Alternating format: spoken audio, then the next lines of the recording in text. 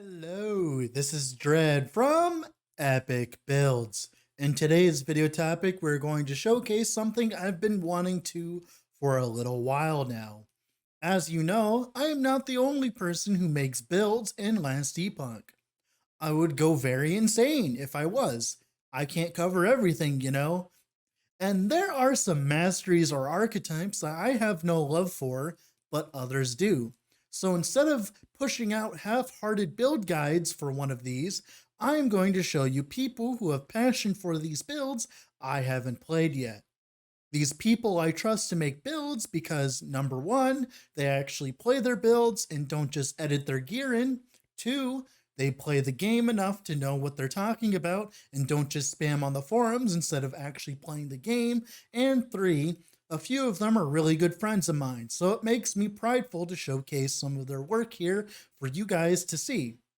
One click disclaimer, the builds are not ordered by strongest, nor are all of them beginner friendly. Just cool builds from cool dudes. Sorcerer is a mastery I seldom touch on this channel, mainly because its meta has been stale for the last 2.5 years I've covered Last Epoch. But with the introduction of Static Orb into the game, it has led to one of the strongest builds I've ever seen.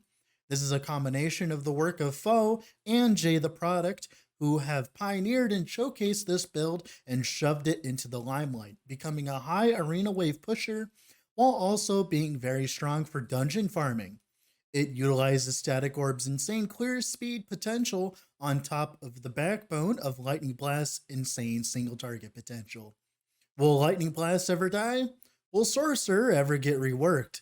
The answers are unclear currently, but if you want to play a strong Sorcerer build, this is by far one of the best options you could choose in the current meta of Last Epoch, patch 8.5, and make sure to drop by JayTheProduct stream in the description, as he has been a great source of entertainment whenever I need to edit videos.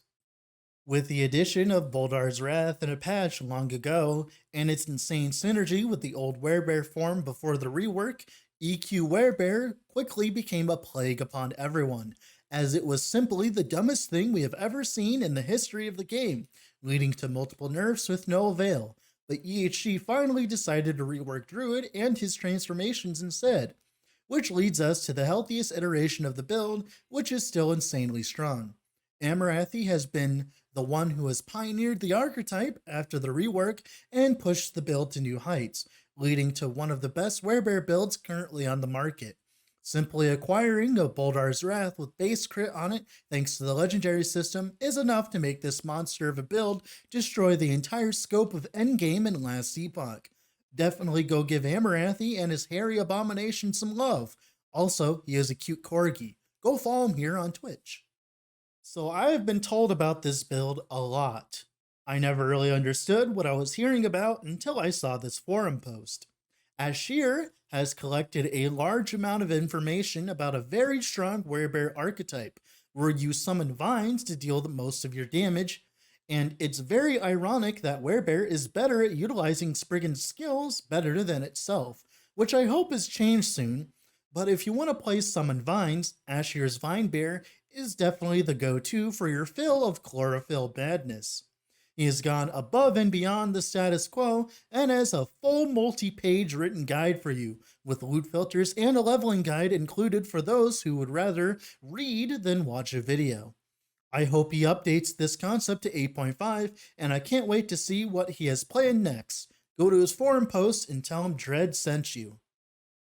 I am a bit surprised that Manifest Armor did not get nerfed this patch. Kryce has made one of the best minion builds I have ever seen, utilizing a legendary Apathy's Maw to carry the damage into obscene numbers, leading to one of the best dungeon farmers I have ever seen, and I have no doubt that this will be good for doing both Soul Bastion and T4 Lightless Arbor. The idea is to utilize Manifest Armor's damage scaling capability in tandem with Shield Throw to proc a bunch of whirlwind attacks from your Manifest Armor, allowing you to deal some of the largest damage numbers I've seen from a minion build.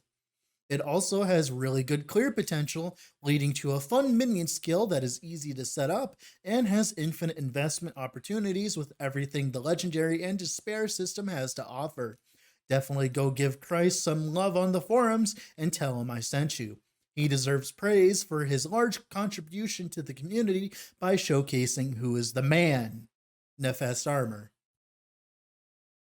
PerryThePig has been a large part of the streaming community for Last Epoch and has made plenty of hardcore friendly builds. This build is Devotion Smite Hammerthrow Paladin and is a perfect foil to the Void Knight Smite Hammerthrow build JayTheProduct and Jimji worked on recently, as it is tanky and can still do plenty of damage. It builds into max mana to gain a large amount of flat damage for your devotion, and since Hammerthrow is 0 mana, it leads to a very large amount of disgusting damage, while also being, of course, a paladin. It is currently one of his T4 Jurla farmers in hardcore, and is definitely worth the work he put into it.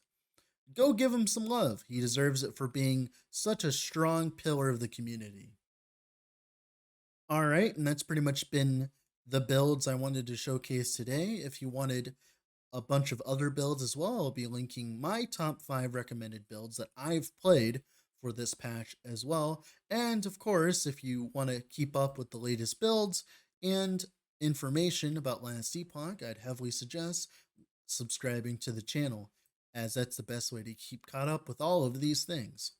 With all that being said, thank you all for watching. Have a wonderful rest of the day wherever you're at, and bye.